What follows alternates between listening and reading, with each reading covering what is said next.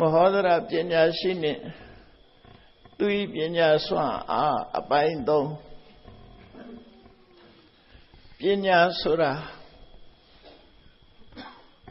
Kwagwe Biabia Kwagwe Chaja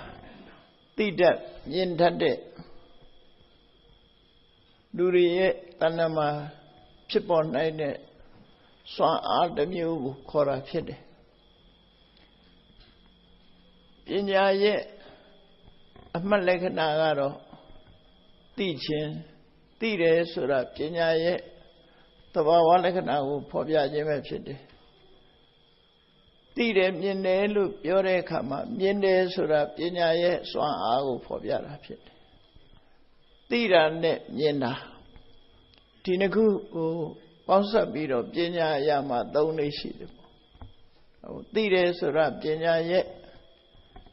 Amada Lekana Pibiro, Yene Surajaro, Tuye, Swan Alu, to the Sura. Pinya Yalavi Surashi, Pinya Ya Atan Sana D, Tudwane, Piomeswe. Pinya Shidebugoa, for what Debega Sa Ayayama, Pasulure Surago, Shinshin Lin, Jabja Dada Ji did. Era Pinya Vepedemo. Logama Tintare John Yarigo, Pinya Luria Cornejar. Suazo Tagaduri College Johnny Matinari Pinya Lu Kojare Yaria, Tagaro, subject medalu, Yoame, a John Yari Miada Pit, Tagaro Pinyam Hodi Vudupio. Era was a Bijanga Blue Quebio, so Tuta Lupio. Tuda Sura, Utare, Sayadama Biorago, Natom, Madatare, Eri Tudaria, the Gaya Pinyam Ho Devu. Edu Golidima, Bat and then Hara, Pinya Lumco, Tuda Lube Koyama Pit. Eri Tudago, Ledre, Don Chabiro. Goye, a tree Jonine, Ponsapi. Tilare Kajarama Pinya look to the soluble. Tajamu the Kadia English Father the Gamale Quavira Biora Shide, knowledge Sora, wisdom. Knowledge Sora, then Talo Dide, and Itamu, knowledge to Piobiro. Wisdom Sora Jaro. Then you tie your Mia Macau, a dream Jone. Yashitare abilities ye chamber, no? The night that ye chindaku. Eri ye chingoma wisdom no corrible. Tajamo Savijanga Maleve. Then Nariga Tuda. Then you tare Jawayariga Tuda. To Tuda Lama, Pinya of Shipwazi Rapide. Pinya Yalavi swing, Pinya Ya Atansaladi. Why, David, a Jew, John, so gone. Lodina, Lodina, Biodina. Arigo, Tishira, Jama, Pinya, look to the Riviera. Eri Pinya Gama.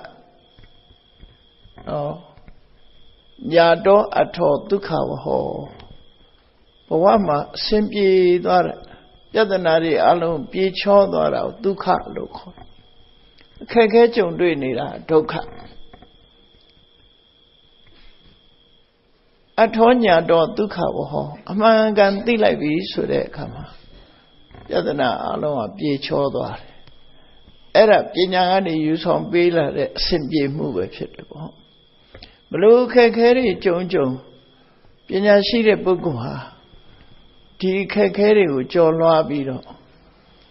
For some benigner. The Wawadia Sema Dia to the Solure.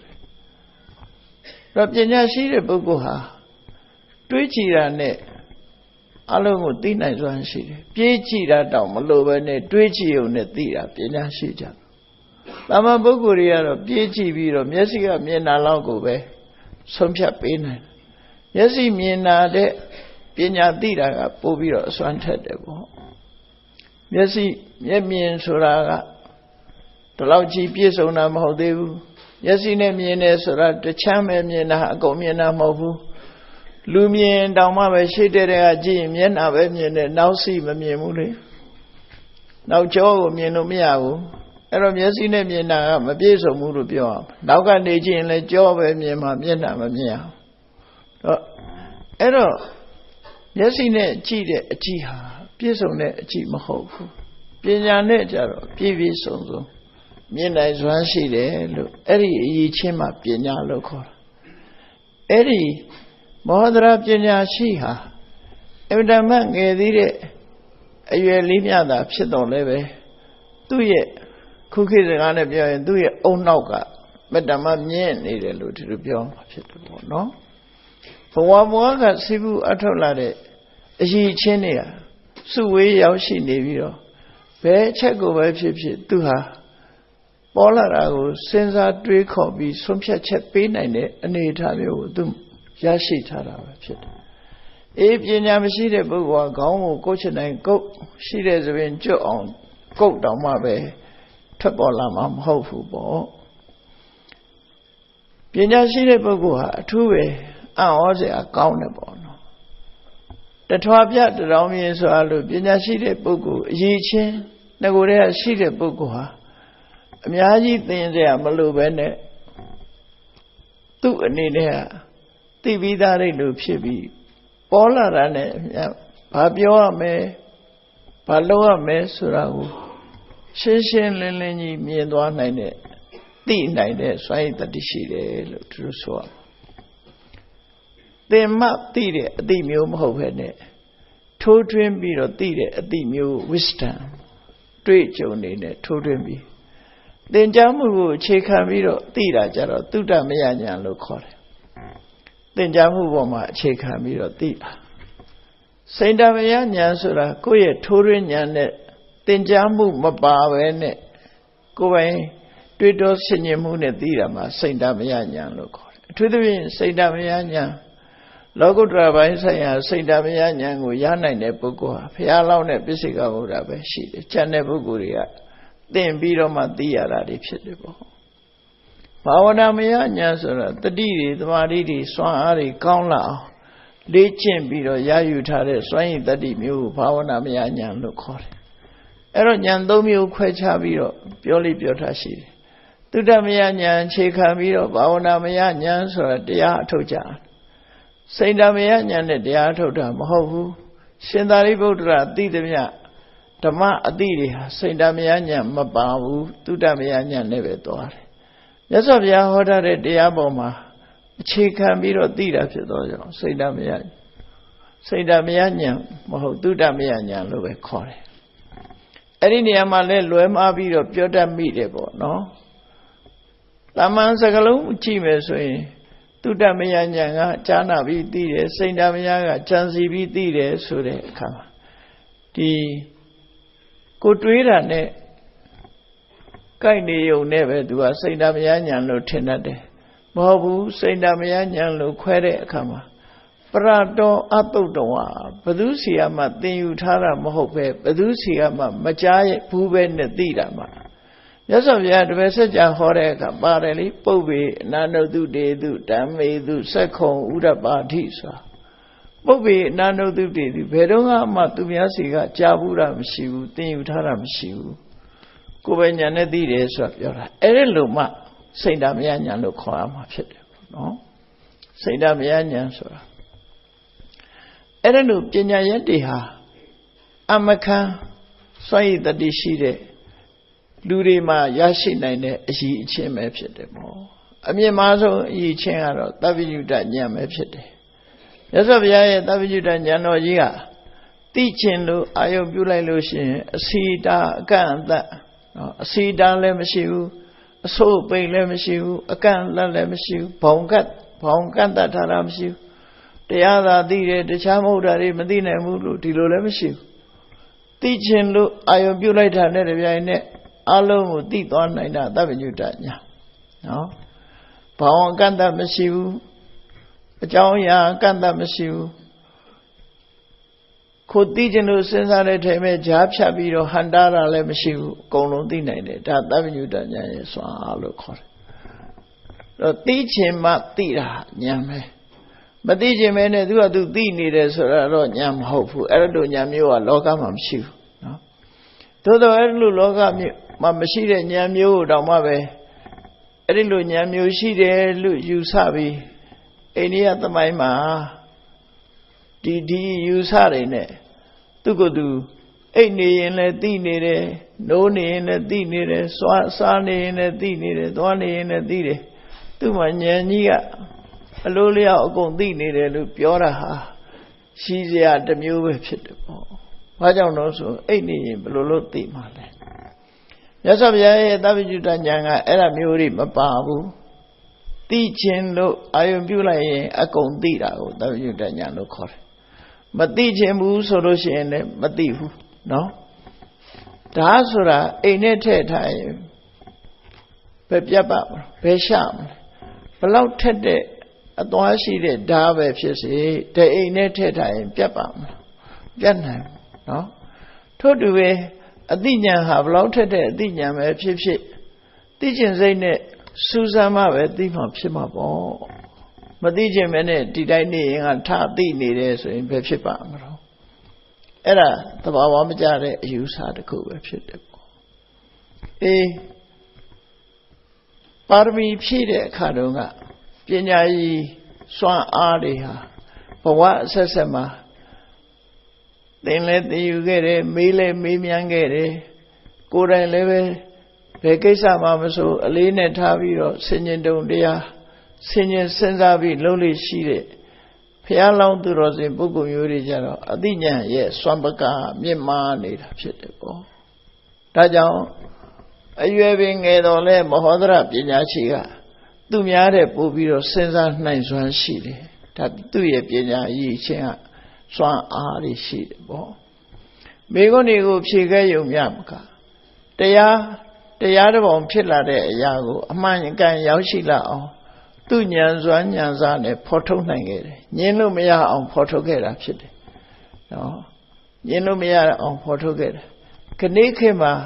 ရှေ့နေတွေကမေးပြီးတော့အမျိုးမျိုးဖော်ထုတ်ကြတယ်ဆိုတာဟာအလွယ်မှားကိုစောင့်ကြိုပြီးတော့ဖော်ထုတ်ကြတာဖြစ်တယ်ပေါ့သူပြောဆိုမှုတွေရဲ့စွမ်းအားကိုကြည့်ပြီးတော့လူတွေဟာဒီတရားတစ်ပေါင်းအဆုံးဖြတ်ကိုရှေ့နေတွေပြောတဲ့အချက်လက်တွေနဲ့ဥပဒေပေါင်းနဲ့ဆက်ဆက်ပြီးတော့ဘယ်သူကနိုင်တယ်ဘယ်သူကရှုံးတယ်ဆိုတာဆုံးဖြတ်တယ်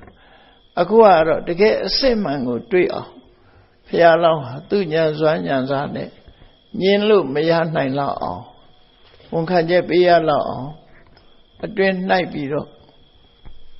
ဆင်ញင်စဉ်းစားပြီးထုတ်ဖော်ခဲ့တာပဲဖြစ်တယ်ပေါ့ခုနှစ်အရွယ်မှာအခုလိုခက်ခဲလာတဲ့အငင်းပွားမှုတရားတွေကိုဆုံးဖြတ်ခဲ့တာအောင်မြင်ခဲ့တာဖြစ်တယ်အမှန်ကန်တွေအလုံးဖြစ်ခဲ့တာဖြစ်တယ်လူနဲ့နတ်နဲ့ဖြစ်တဲ့ယထာလူတဲ့ယထာပိုင်ဆိုင်မှုပြဿနာသည်ပဲနဲ့လူလားနတ်လားကွဲပြားသွားအောင်အများရဲ့ရှေ့မှာတက်တည်ပြလိုက်နိုင်တယ်ပေါ့တက်တည်ပြလိုက်တယ်လူဆိုတာပြင်းမှန်းလာရင်မောပန်းတဲ့သဘောရှိတယ်ချွေးထွက်တဲ့သဘောရှိတယ်ချွေးထွက်မထွက်ဆိုတာနဲ့မောမမောဆိုတာနဲ့ဒီအချက်လက်တွေနဲ့ကြည့်ပြီးလူနဲ့နတ်ကိုကွဲပြားခြားနားအောင်တက်တည်ပြပြီးတော့ဆုံးဖြတ်ချက်ချခဲ့နိုင်တာသူ့ရဲ့ပညာစွမ်းဟာအမခမ်းမြဖြစ်တယ်လို့ဒီလိုဆိုရမှာဖြစ်တယ်အဲ့ဒီလိုမောဟဒရာပညာရှိရဲ့စွမ်းပကားတွေကိုသိရှိလို့ဘုရင်ကြီးကတော့နန်းတော်ခေါ်ပြီးတော့အသုံးချခြင်းနဲ့အမှုထမ်းခိုင်းခြင်းနဲ့သို့တော့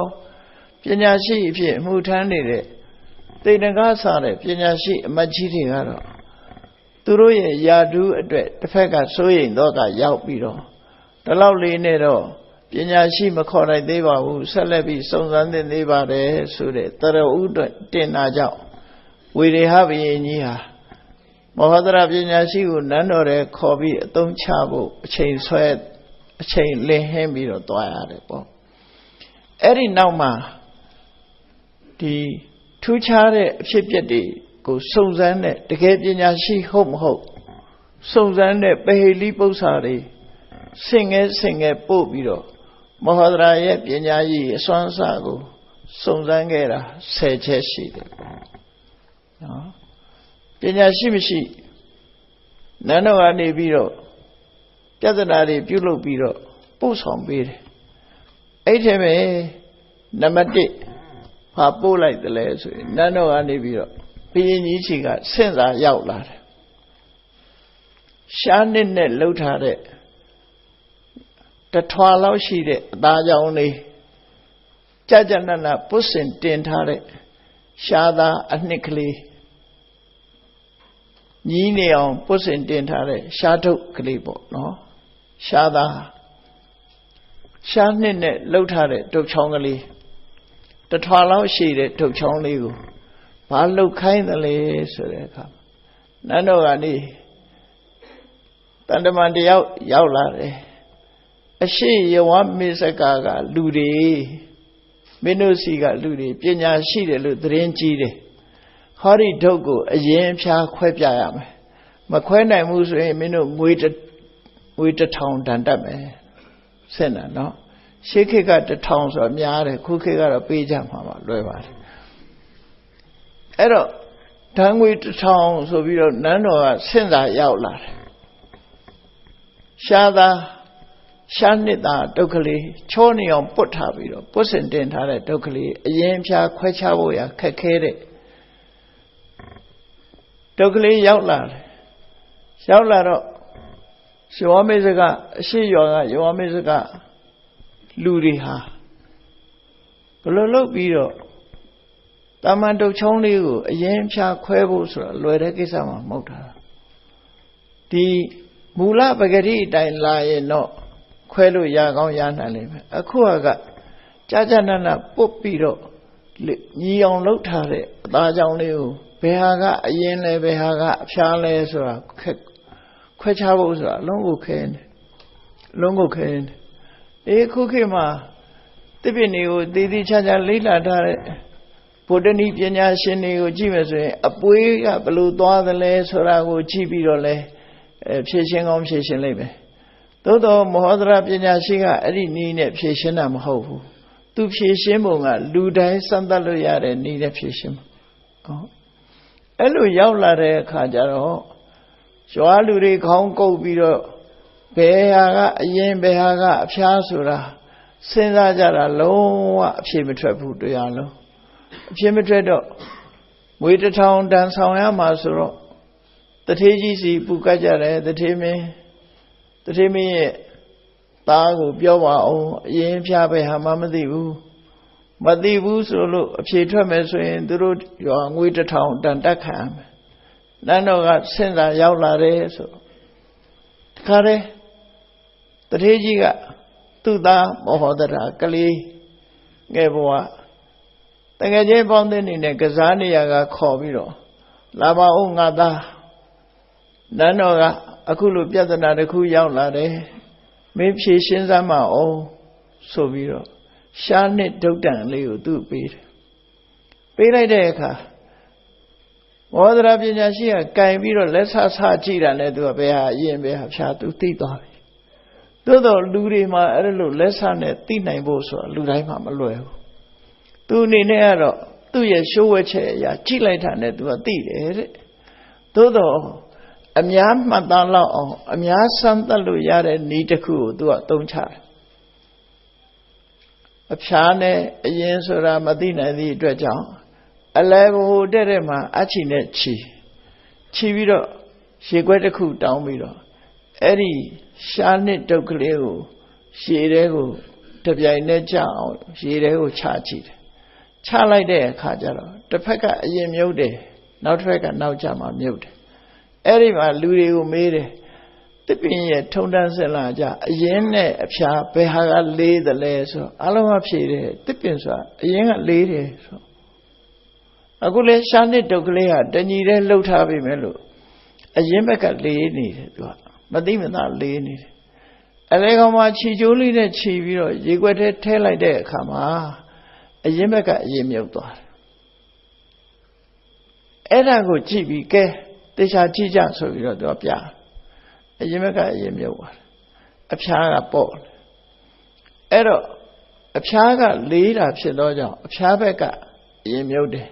ဒါကြောင့်မို့ဒီဘက်ကအရင်ဟိုဘက်ကအဖျားဆိုတာဖြည့်ပေးလိုက်တယ်သူအဖြည့်ပေးလိုက်တဲ့အခါနန်းတော်ကိုရောက်သွားတဲ့အခါကျတော့အဖြေကမှန်းနေတယ်ဒါဘသူဖြည့်ပေးတာတော့လို့ဆိုတော့မောဟဒရာပညာရှိကဖြည့်ပေးလိုက်တာပါလို့ဆိုတော့ဟာတကယ်တော်တဲ့လူပဲဘုရင်ကြီးကတော့ခေါ်ကြလှပြီနန်းတော်ကိုသို့တော်သေနကအမတ်ကြီးကဒီလောက်လေးနဲ့မကျင်납ပတ်နဲ့အောင်ဆက်ပြီးတော့စုံစမ်းကြပါအောင်ဆို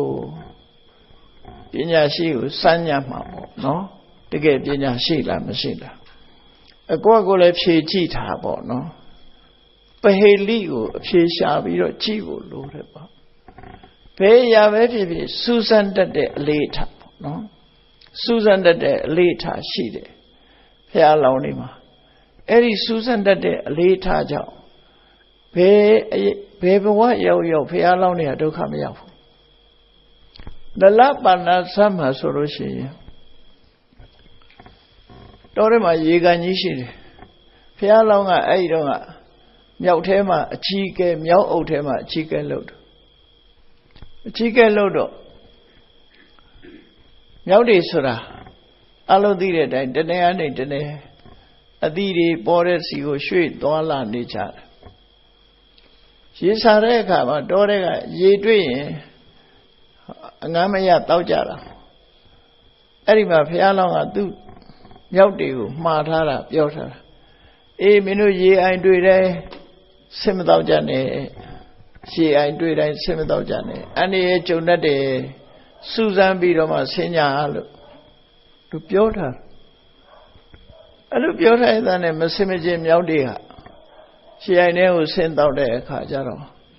ရေအိုင်ဆောင်ဘလူးရဲ့အစာဖြစ်ကုန်ဘုရားလောင်းကြတော့ရောက်လာတဲ့အခါမှာသူကကန်းဆက်ကိုလှက်ပတ်ပြီးတော့ကြည့်တယ်ကြည့်တဲ့အခါသူဘာတတိထားတော့ဆိုဆင်းတဲ့ခြေရာပဲတွေ့တယ်တက်တဲ့ခြေရာမတွေ့ဘူးအဲ့ဒါသူတတိထားတဲ့ပုံလေးကိုပြောတော်တဲ့ကရေကန်ကြီးနော်တရားတွေဆင်းကြတယ်ဟုတ်တယ်ခြေရာတွေတွေ့တယ်ဟိုဘက်ကလည်းဆင်းလာပြန်တက်တဲ့ခြေရာရှိရပြန်တက်တဲ့ခြေရာမတွေ့ဘူးအဆင်းနေရွယ်တွေ့တော့အာဒီရေကန်ဟာအန္တရာယ်ရှိတဲ့ရေကန်ပဲဆိုဆုံးဖြတ်နိုင်တယ်အဲ့ဒါလို့ဘုရားလောင်းရဲ့ဉာဏ်ဤဉာဏ်သွေးဟာအရာရာကိုတတိထားတတ်တဲ့အလေးထားရှိတယ်အဲ့ဒါပညာရဲ့စွမ်းအားပဲဖြစ်တယ်ပေါ့ဒါလည်းကိုယ့်ကိုလေ့ကျင့်ရမလေ့ကျင့်မဲနေငါလည်းတနေ့ကျတော့ဉာဏ်ကောင်းလာမယ်လို့အဲ့လိုမတွက်လေနဲ့အဲ့လိုမတွက်နဲ့နော်ဘူးလုံးကဘူးလုံးပဲနေမှာပဲနော်စဉ်းစားမှရပါအဲ့တော့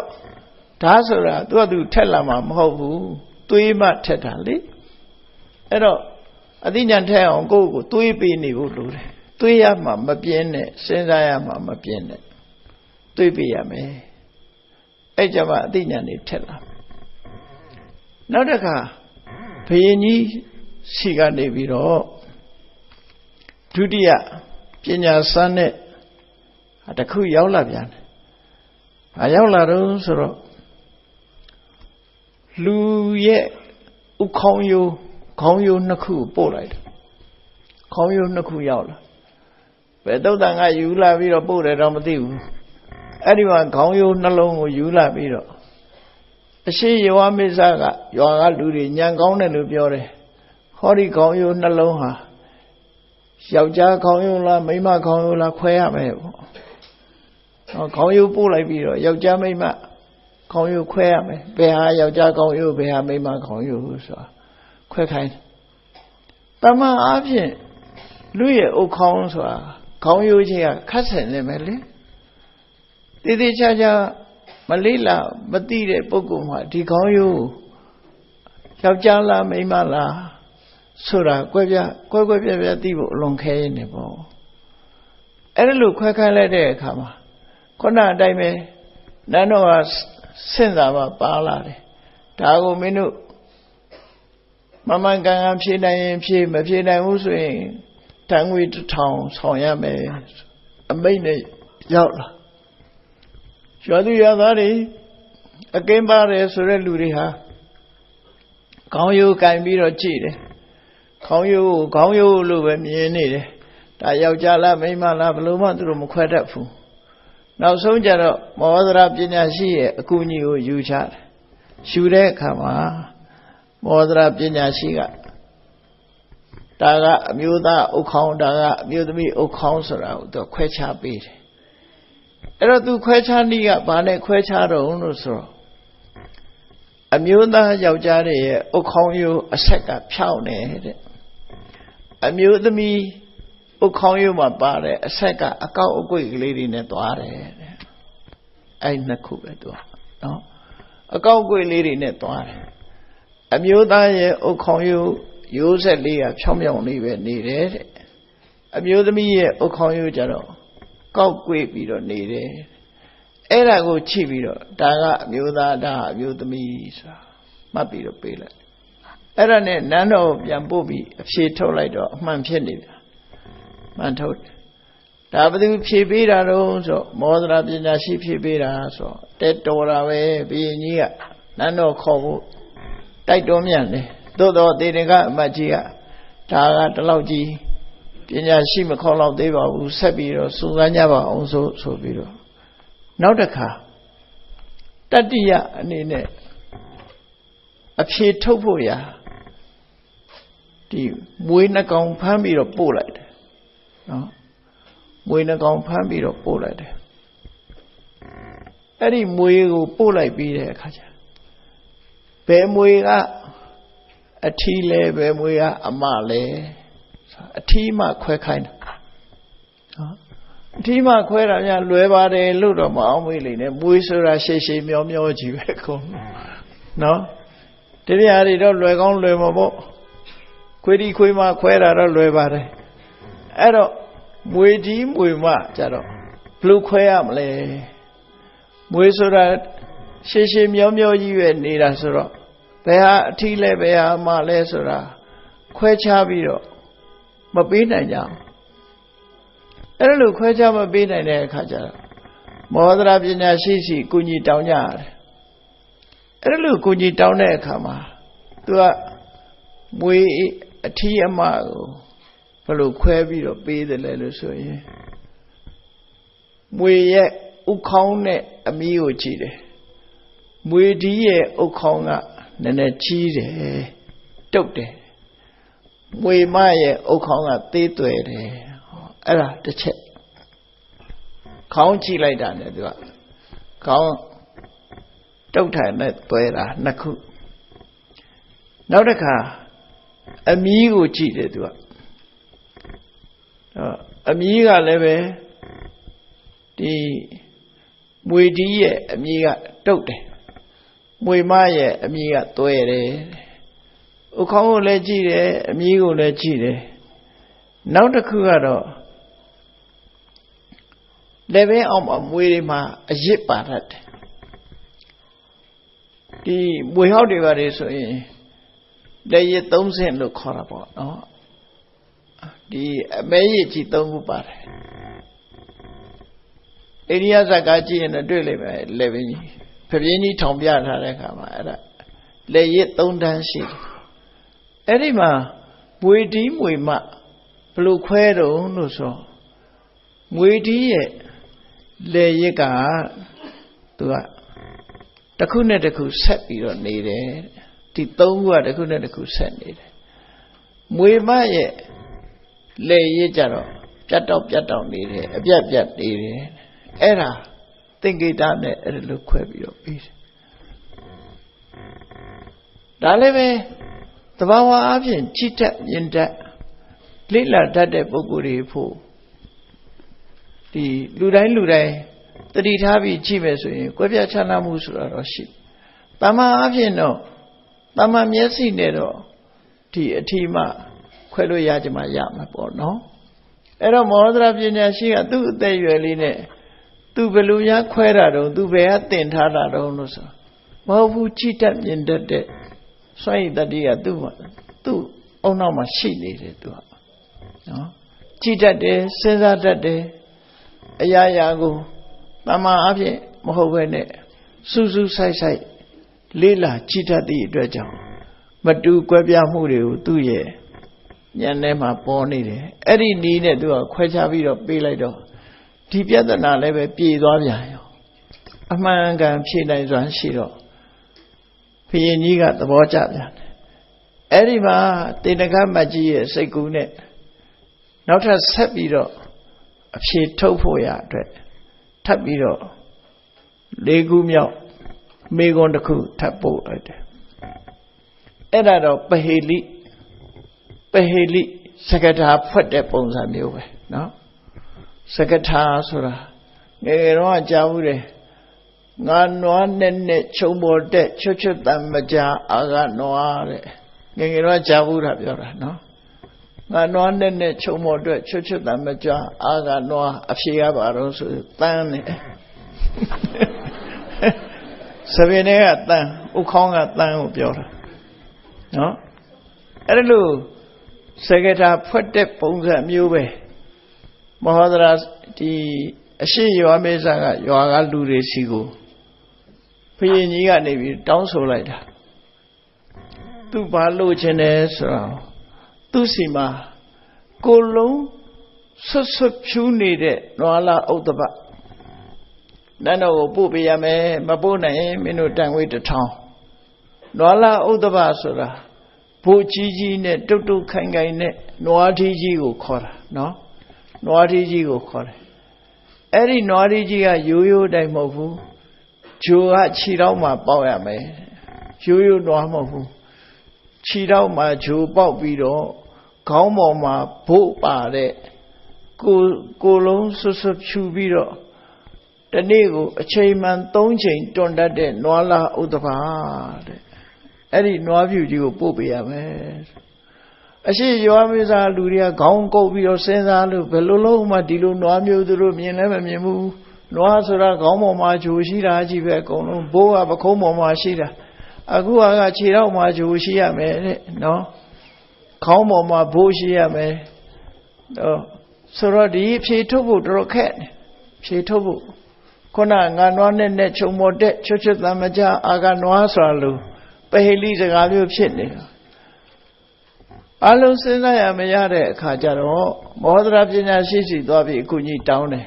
။ကူကြီးတောင်းတော့မောဟဒရာပညာရှိကဒါပါခဲလို့လေကျက်ဖအဖြူတကောင်ကိုတော့ပို့လိုက်နန်းတော်မှာနော်ကျက်ဖအဖြူတကောင်ကိုဖမ်းပြီးတော့နန်းတော်ပို့လိုက်ကျက်ဖဆိုတာကျက်ဆိုတာဒီခြေထောက်မှာရှိတဲ့အတက်ကအဲ့ဒါခြေထောက်မှာဂျိုးပဲပေါ့တဲ့နော်ခြေထောက်မှာရှိတဲ့အတက်ကဂျိုးပဲခေါင်းပေါ်မှာအမောက်ပါလို့အဲ့ဒါဘို့ပဲတဲ့အဲ့တော့ကြက်ဟာခေါင်းပေါ်မှာဘို့ခြေထောက်မှာဂျိုးတနေ့ကို3ချိန်တွန်းတယ်ဆိုတာကြက်ကတွန်းတာကိုအချိန်မှ3ချိန်တွန်းတယ်အဲ့ဒီကြက်ဖြူတကောင်ကိုဖမ်းပြီးနန်းတော်ပို့လိုက်ဆိုတော့ဒီပြဿနာလည်းပြေသွားပြန်ရောနော်ပြေသွားပြန်ဒါစကတာဖွက်တာကိုနိုင်သွားတာပေါ့အဲ့ဒီပေလိဆိုတဲ့သဘောတရားတွေကလူတွေကိုတချို့ကတွေးဝေသွားစေတတ်တယ်တွေးဝေသွားစေတတ်တဲ့ပေလိမျိုးတွေလည်းရှိတယ်အဲ့ဒါမျိုးကိုဝိဇ္ဇနာပေလိလို့ခေါ်တယ်ဥပမာတစ်ခုမှာမြင်းလေးကောင်တကောင်ကိုအရှိဘက်လှည့်ပြီးတော့ခြီးနောက်တစ်ကောင်ကအနောက်ဘက်လှည့်ခြီးနောက်တစ်ကောင်ကမျက်နှာကိုတောင်ဘက်လှည့်ပြီးတော့ခြီးနောက်တစ်ကောင်ကမြောက်ဘက်ကိုလှည့်ခြီးဆို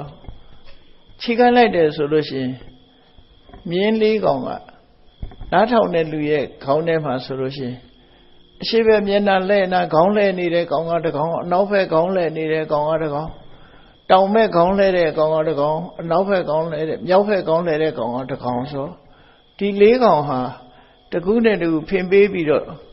ခြိထားတယ်လို့ခေါင်းထဲမှာသွားစဉ်းစားမိသွားတယ်အဲ့ဒီကောင်၄ကောင်ကိုတဲ့အလဲကောင်ချထားတဲ့မြက်ထုံးကိုဒီ၄ကောင်စလုံးစားနိုင်ရမယ်ဆိုတဲ့အခါကျတော့အဲ့ဒါကိုအဖြစ်ထုတ်ခိုင်းတာတမန်အပြင်အရှိဘက်လှည့်ချိမယ်နောက်ဘက်လှည့်ချိမယ်တောင်ဘက်လှည့်ချိမယ်မြောက်ဘက်လှည့်ချိမယ်ဆိုကြောပေးပြီးတော့ခြိထားတဲ့ပုံစံမျိုးဖြစ်တယ်ရုပ်တရက်တွေးဝေသွားတာအမှန်ကတော့ခေါင်းချင်းဆိုင်ခြိလိုက်တာပဲ ခေါင်းချင်းဆိုင်ချီရင်လည်းအနောက်ဘက်ကောင်ကအရှိဘက်လက်ချီတာပဲလေအရှိဘက်ကောင်ကအနောက်ဘက်ကောင်ပြုချီလိုက်တာပဲလေတောင်ဘက်ကောင်ကမြောက်ဘက်ကောင်မြောက်ဘက်ကောင်ကတောင်ဘက်ကောင်ဆိုခေါင်းလေးလုံးဆိုင်သွားတယ်ခေါင်းလေးလုံးဆိုင်အောင်ချီလိုက်ရင်လည်းပဲဒီတိုင်းပဲဖြစ်တယ်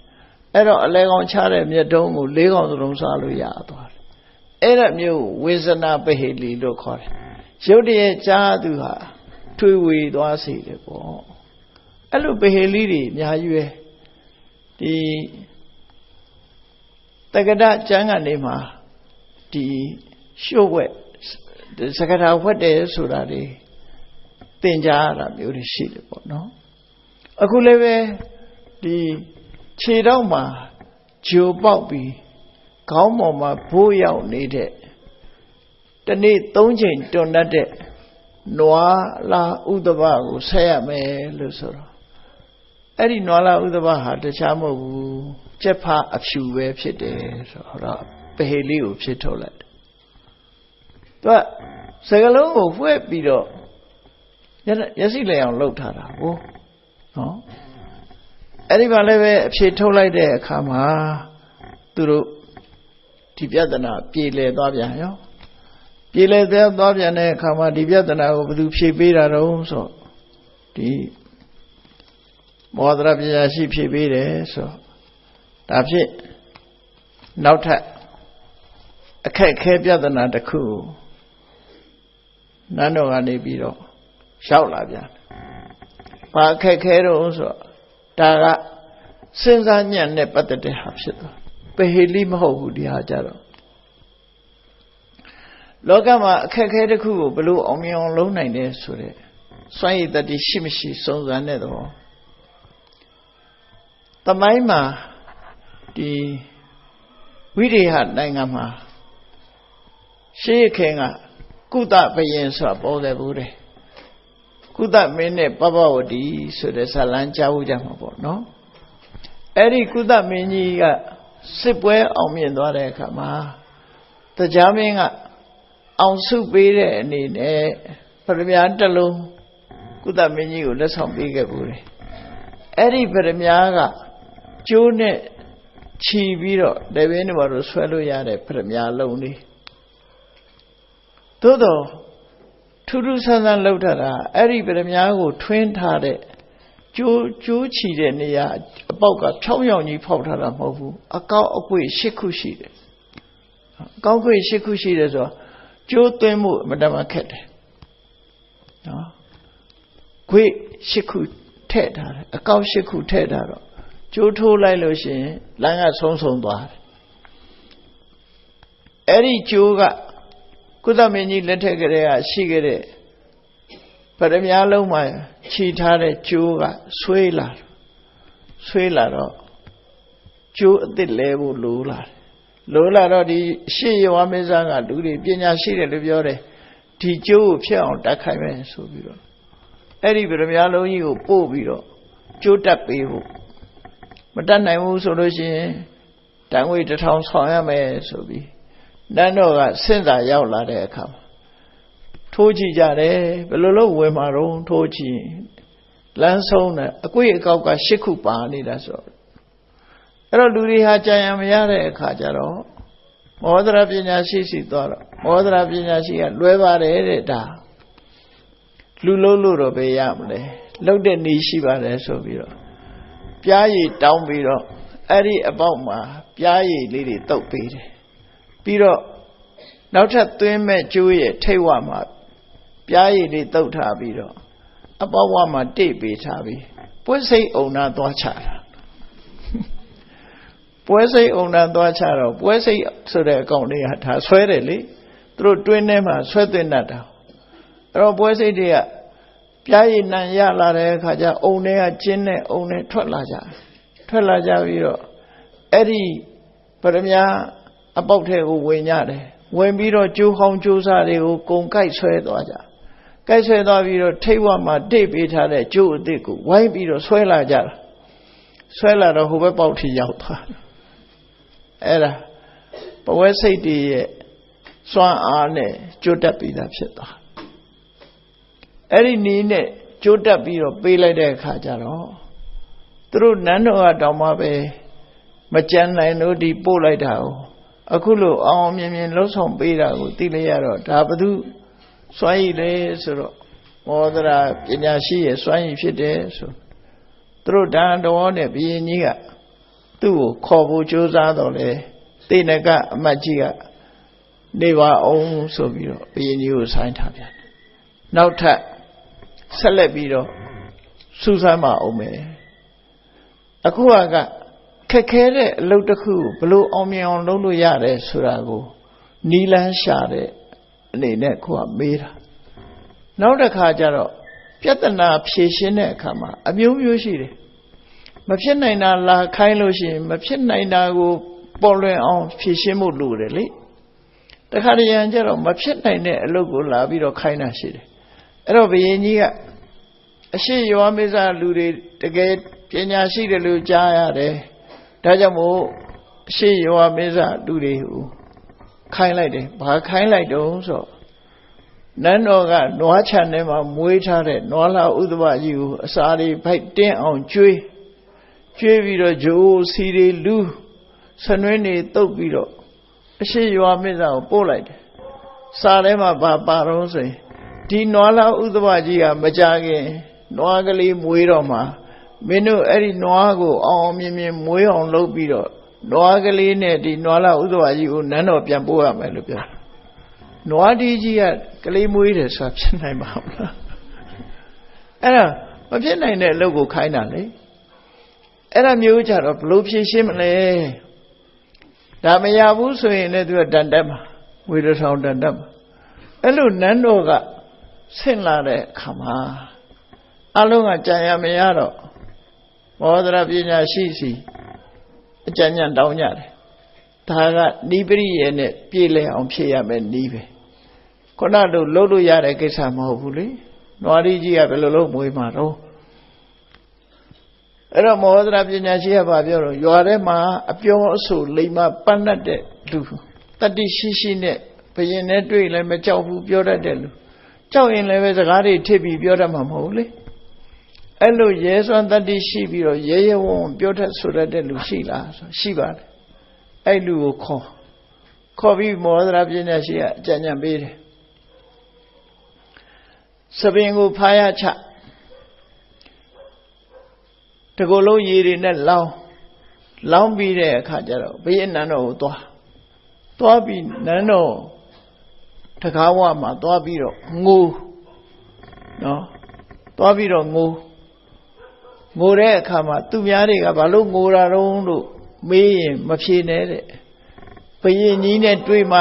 သူဘာကြောင့်ငိုတယ်ဆိုတာကိုရှိုက်ကြီးတငယ်နဲ့ဝမ်းနဲ့ပန်းနဲ့သူငိုနေတာအဲ့တော့ငိုတာကိုဘုရင်ကိုယ်တိုင်ထွက်မေးတဲ့အခါကျတော့မှသူကဖြေတယ်သူကဘာဖြေတုံးဆိုတော့ဘာပြောတုံးဆိုတော့ကျွန်တော်မျိုးကြီးရဲ့အဖေမိမဖွားနိုင်တာ9ရက်ရှိပါပြီတဲ့အဲ့ဒါအရှင်မင်းကြီးကဲတော်မူပါအောင်ပေါ့ဆိုတော့ဘုရင်ကြီးကဟာယောက်ျားမိဖွားတယ်ဆိုတာရှိတာမဟုတ်ဘူးနဲ့မင်းယူနေသလားယောက်ျားမှန်ပါဗျာယောက်ျားမိမဖွားဘူးဆိုလို့ရှိရင်နွားလာဥဒ္ဓဘကြီးကဘယ်လိုလုပ်ပြီးတော့နွားကလေးရနိုင်မှာမလို့ဆိုအဲ့ဒါနဲ့ပဲပြည်သွားရောဒါကချမ်းစီပြီးတော့ဖြေရတဲ့အဖြေတစ်ခုပဲနော်ဥပ္ပတမီနဲ့ဖြေတယ်လို့ဒီလိုခေါ်တယ်ပေါ့နီလန်းနဲ့ဘုရင်ကြီးကိုယ်တိုင်ကအထီးကနွားဘယ်တော့မှမမွေးဘူးလို့သူကိုယ်တိုင်ပြောလိုက်တော့ဒီအထီးကြီးကမွေးလို့မရဘူးဆိုတာပြေပြီးသားဖြစ်သွားတယ်လေဘုရင်ကိုယ်တိုင်ကပြောလိုက်တဲ့စကားဖြစ်သွားတော့သူ့အဖြေကထွက်ပြီးသားဖြစ်သွားအဲ့တော့နွားတီးကဘယ်လိုလုပ်နွားမွေးမှာတော့သူကိုယ်တိုင်ကယောက်ျားကကလေးမွေးတယ်ပဲရှိမှာတော့မရှိလို့ရှိရင်လည်းနွားတီးကလည်းဘယ်လိုလုပ်နွားမွေးမှာတော့ဆိုတာကိုဖြေပြီးသားဖြစ်သွားတယ်ပေါ့အဲ့ဒီနီးနဲ့ဖြေရှင်းလိုက်တယ်တဲ့ကဲအရှိယောမေဇကလူတွေ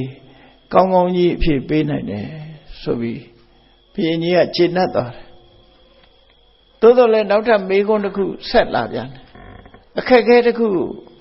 လောက်ခိုင်းပြန်တယ်အဲ့ဒီအခက်အခဲကဘာလို့ဆိုရင်နန်းတော်ကိုတဲ့ထမင်းကျင်ချက်ပြီးတော့ပို့ရမယ်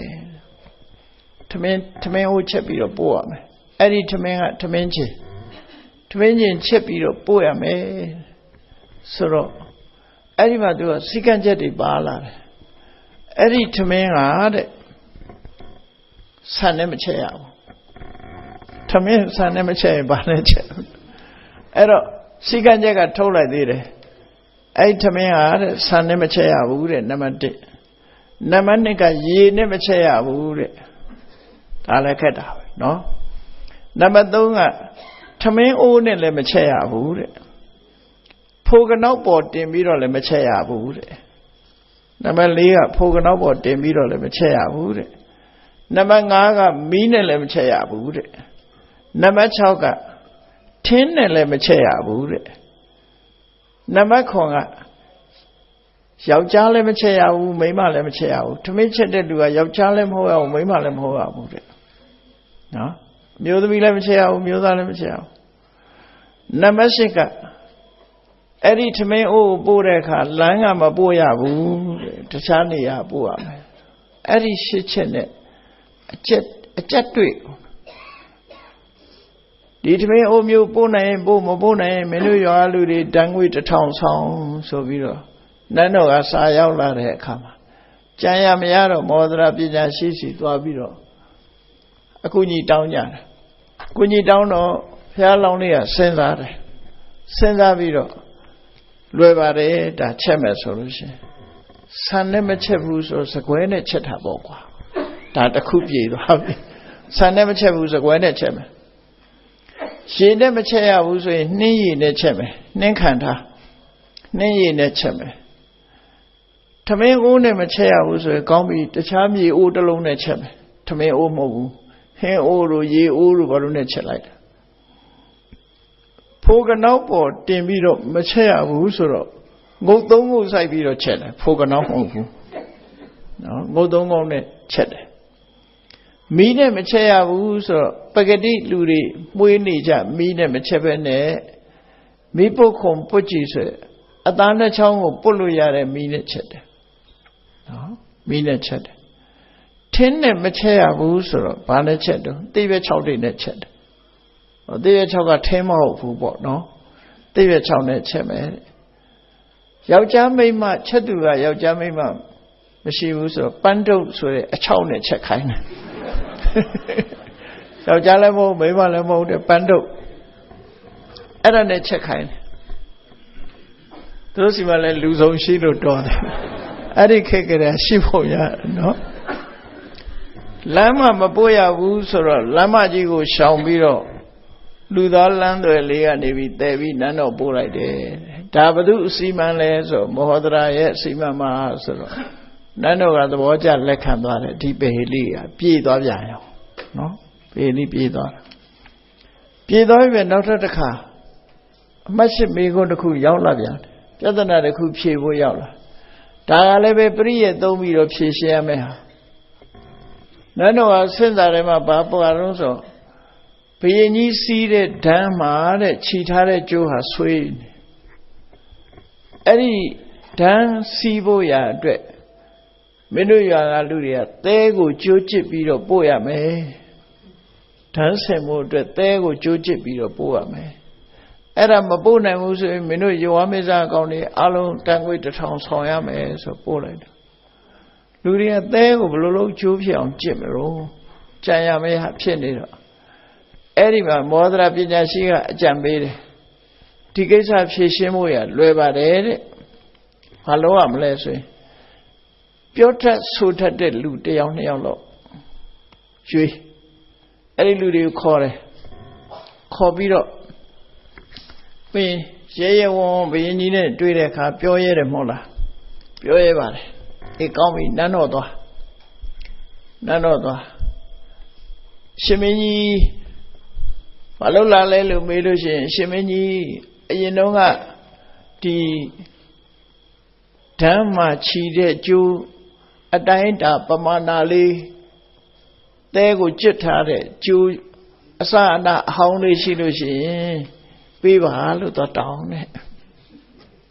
နော်သဲကြစ်ထားတဲ့ကျိုးများရှိလို့ရှိရင်အစအနလေးတော့တောင်းပါဘာဖြစ်လို့တော့ဆိုရင်ကျွန်တော်တို့ကအဲ့ဒီကျိုးအဟောင်းကိုကြည့်ပြီးတော့မှအသစ်ဆိုတာကြစ်လို့ရမှာပါဆိုတော့ဘုရင်ကြီးကတဲ့ကျိုးကြစ်တယ်လို့မင်းတို့ဘယ်တော့မှကြားဘူးလို့တော့ဆို ရှင်မင်းကြီးမကြဘူးရင်ကျွန်တော်မျိုးတို့လည်းဘယ်လိုလုပ်ပြီးသဲကိုကြိုးချစ်လို့ရမှာတော့လို့ဆိုအဲ့ဒါနဲ့ပြေသွားပြန်ရတဲ့ပြဿနာနော်ကြံကြံဖမ်းဖမ်းအဲ့ဒါလို့နိပရိရဲ့သုံးပြီးတော့ဖြည့်ရှင်းနေတာနောက်တစ်ခါဘုရင်ကြီးစီကနန်းတော်ကဆင့်စာရောက်လာပြန်တယ်ဘုရင်ကြီးသုံးနေတဲ့ရေချိုးတဲ့ရေကန်ကြီးကဟောင်းနေပြီအဲ့ဒါကြောင့်မို့ရှေးရဝမေဇကလူတွေတောထဲမှာရှိတဲ့ရေကန်တကန်ကိုကြာမျိုး၅ပါးနဲ့ပွင့်လန်းနေတဲ့ရေကန်အသစ်ကိုနန်းတော်ရောက်အောင်ဆောင်ကျင်းပေးရမယ်မပေးနိုင်ရင်မင်းတို့တန်ငွေ1000ဆင့်စာရောက်လာတော့ဘုရားလောင်းကအကြံပေးတယ်ကောင်းပြီအဲ့ဒါဆိုရင်မင်းတို့လက်ထဲမှာကြိုးစားကြိုးနာတွေယူသွားပြီဘုရင်ကြီးစီသွားလူလင်းကရောက်သွားပင်ပင်ပန်းပန်းမောမောရွှွနေပါလေနဲ့ပုံစံဖန်ဆင်းပြီးတော့သွားဟိုကြတော့ဘုရင်ကြီးမေးတဲ့အခါမှာပြောရမယ်ဘုရင်ကြီးနဲ့တွေ့ရင်ပြောရမှာအရှင်မင်းကြီးရဲ့အရင်တုန်းကတောကနေပြီးတော့ယူထားတဲ့ရေကန်အဟောင်းအခုလိုတောကနေဆင့်ခေါ်ထားတဲ့ရေကန်အဟောင်းရှိရင်အဲ့ဒီရေကန်အဟောင်းကိုပေးပါကျွန်တော်တို့ရှင်မင်းကြီးကိုဆက်ဖို့ဆိုပြီးတော့တောကရေကန်တကန်ကိုကျိုးနဲ့တုပ်ပြီးတော့ခေါ်လာလိုက်တာတောထဲမှာကြီးတဲ့ရေကန်ဆိုတော့တဲ့ဒီကမြို့ရိုးတွေဗိမ္မာန်တွေအဆောက်အဦကြီးတွေမြင်တဲ့အခါလန့်ပြီးတော့တောထဲပြန်ပြေးသွားလို့ဒီမှာကျိုးတွေပြတ်ကုန်ပြီပေါ့အဲ့တော့ရေကန်အဟောင်းကြီးပေးပါအဲ့ဒီရေကန်အဟောင်းကြီးနဲ့မြားပြီးတော့တောထဲကရေကန်ကိုမြို့ရောက်အောင်သူတို့ပို့ဆောင်ပေးပါမယ်ဆိုမင်းတို့ဘယ်တော့မှရေကန်ကိုတောကနေပြီးယူရတယ်လို့ကြားဘူးလို့တော့ဆိုရင်မကြားဘူးရင်ရှင်မင်းကြီးကျွန်တော်မျိုးတို့လည်းတတ်နိုင်မှာမဟုတ်ပါဘူးဆိုပြီးပြဿနာဖြေလိုက်ရပြန်တယ်အဲ့ဒါတစ်ခုနောက်ဆုံးတစ်ခုကျတော့ဘုရင်ကြီးကတေနကအမကြီးရဲ့အကြံစီနဲ့ဘုရင်ကြီးရဲ့ပန်းဥယျာဉ်ကြီးကဟောင်းနေပြီအဲ့ဒါတောထဲမှာရှိတဲ့နုပြိုတဲ့ပန်းမင်မျိုးစုံတဲ့ဥယျာဉ်ကြီးတစ်ခုကိုမင်းတို့တောကနေယူဆောင်ပြီးတော့နန်းတော်ကိုပို့ပေးရမယ်ဆိုတော့လည်းပဲခုနနီးနဲ့ပဲဖြည့်ရှင်းခိုင်းတယ်ဥယျာဉ်ဟောင်းကိုပေးပါအဲ့ဒီဥယျာဉ်ဟောင်းအတိုင်းပဲတောထဲမှာရှာပြီးတော့သူတို့ခေါ်ဆောင်ပေးပါမယ်လို့ပြောတော့တောထဲကဥယျာဉ်ကိုမြို့ထဲရောက်အောင်ခေါ်ဆောင်တယ်ဆိုတာဘယ်တော့မှရှိဘူးလို့တော့ဆိုအရှင်မင်းကြီးအခုလည်းမဖြစ်နိုင်ပါဘူးဆိုပြီးတော့မောဒရာပညာရှိရဲ့အစီအမံနဲ့အခုလိုပြောဆိုပြီးတော့ဘုရင်ကြီးခိုင်းသမျှအပြစ်ဒဏ်တွေကလွတ်အောင်ကြံဆောင်ပြီးတော့ရှောင်လွဲနိုင်ခဲ့တာဖြစ်တယ်ပေါ့အဲ့ဒီလိုမောဒရာပညာရှိပေါ်မှာပညာရှိမရှိစူးစမ်းဆင်ခြင်မှုတွေမျိုးမျိုးပြုလုပ်ပြီးတော့တေနကအမတ်ကြီးကိုခေါ်ကြစို့လို့ပြောတဲ့အခါမှာတေနကအမတ်ကြီးကအရှင်မင်းကြီးဒီလောက်နဲ့ပညာရှိလို့မဆိုနိုင်သေးပါဘူးဆိုပြီးပြောလိုက်တာသူပြောလိုက်တဲ့အချက်တွေကနဲတာမဟုတ်ဘူးအလုံး16ချက်လောက်ပညာစူးစမ်းတာအချက်ပေါင်း16ချက်လောက်မောဒရာပညာရှိရဲ့စွမ်းရည်တတ္တိတွေကိုပေါ်လွင်အောင်စူးစမ်းထားတော့လေတေနကအမတ်ကြီးကလက်မခံသေးဘူးအဲ့ဒါနဲ့ဘုရင်ကြီးကသူကိုယ်တိုင်ခေါင်းထဲမှာစဉ်းစားပြီးငါဒီပညာရှိလေးကိုတွေးချင်လှပြီအဲ့တော့တေနကသဘောတူသည်ဖြစ်စေမတူသည်ဖြစ်စေငါကိုယ်တိုင်သွားကြည့်ပြီးတော့ခေါ်တော့မယ်ဆိုပြီးတော့အချမ်းရံပြိဿတ်တွေနဲ့သူစီးတော်မြင်းကိုစီးပြီးတော့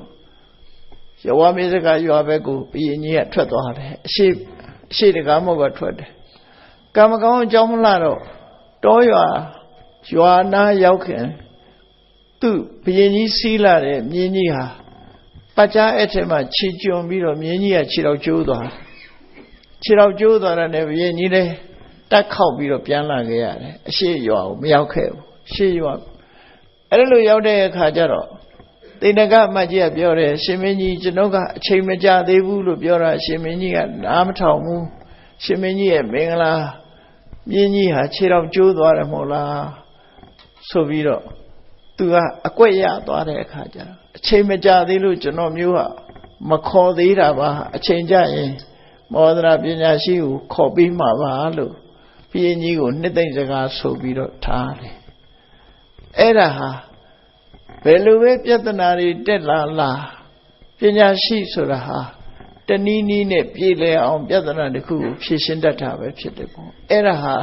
လူတွေရဲ့မောဒရာပညာရှိရဲ့ပညာအရည်ချင်းပညာစွမ်းအားပဲဖြစ်တယ် တရားချစ်ခင်သူတော်စင်ပြိဿပေါင်းတို့ပညာစွမ်းအားဆိုဒီမှာအခက်ခဲမှန်သမျှကိုယုတ်တိရှိရှိထိထိမိမိနဲ့ဖြည့်ရှင်းနိုင်တဲ့စွမ်းအားမျိုးဖြစ်သည့်အတွက်ကြောင့်ဒီပညာစွမ်းအားမျိုးတို့တွေဟာလည်းရရှိအောင်ကြိုးစားအထောက်ကြမှာဖြစ်တယ်လို့ကိုယ်စီနှလုံးသွင်းပြီးအသိပညာတိုးပွားအောင်ကြိုးစားအထောက်နိုင်ကြပါစေကုန်သတည်း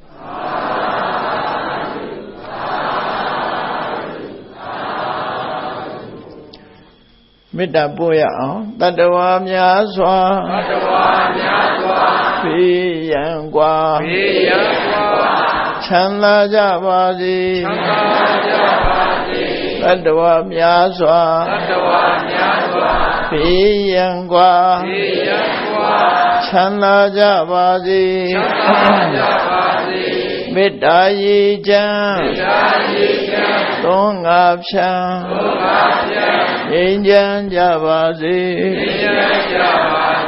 မေတ္တာရေချမ်းသုံးငါဖြံငြိမ်းချမ်းကြပါစေသက်ရှိချမ်းသာစိတ်ချမ်းသာလူရဆန္ဒပြည့်ပါစေသက်ရှိချမ်းသာစိတ်ချမ်းသာလူရဆန္ဒပြည့်ပါစေဟောလန္တာဒုက္ခပင်ကစားမေတ္တာပုံနေတုသင်္ကမမနောတရတိတဗ္ဗေတံဘဝယန္တုဒုက္ခနကမေတ္တာပုံနေတုသင်္ကမစုပေါင်းပုအမေတ္တာတဟုရောင်မြူပဝင်းငွေလာမင်းနှင့်ရောင်ခြင်းရှဲယုံပေါင်းဆောင်ရအခြင်းကြောင့်သဗ္ဗေတံကျွေးမဲ့ဥဒ္ဒုံလုံးစုံများစွာတတ္တဝါတို့၏မနောတရတိမြင်မြဖြူစင်အေးကြည်လင်းသည့်ရေစင်ပြည်တင်းစိတ်နှလုံးတည်းဟုသောရေအိုင်ကြီးအတွင်၌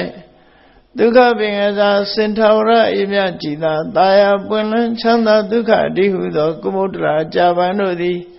ဖုံးလန္တာဝန္တာရွှင်မြူဝမုံလူလျက်ကြည်နုဝဲကြုံဖူးပွေးညကုန်သည်ဖြစ်၍ဒုက္ခနကလေးအောင်လေးတဲ့ရောရှက်သင်ပြပိတိတိဟုသောယနံတို့သည်ဘဝယန္တုကောင်းစွာမသွေကြိုင်လိုက်၍နေကြပါစေကုန်သတည်း